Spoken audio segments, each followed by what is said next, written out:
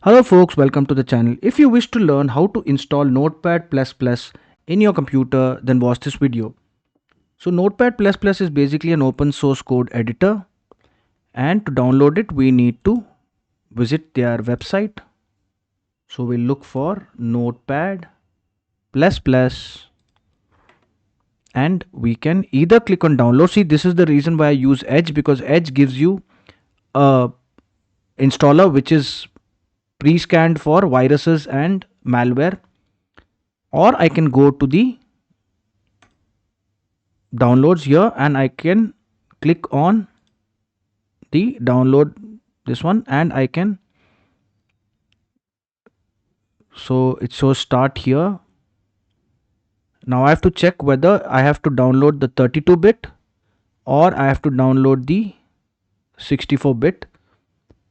So the way you can find out whether your system is a 32-bit or a 62-bit is go to system information and look for system type. So mine is an x64. If yours is an x86, then you download the 32-bit.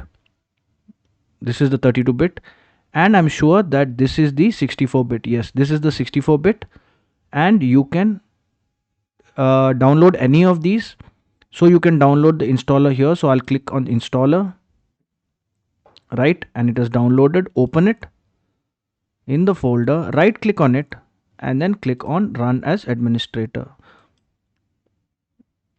Click on OK, click on next, I agree, next, and then you can install, you can select what components you want to install, but I would prefer using all because it's a very light application. It's only 12 MB.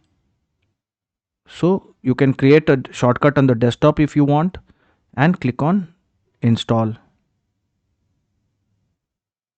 and there you go. Notepad++, the latest version, is available. If you want, you can update the package if there is an option there. And now Notepad shows you all the shortcuts and the enhancements. Alright, so we will now update it again and it should start working in some time.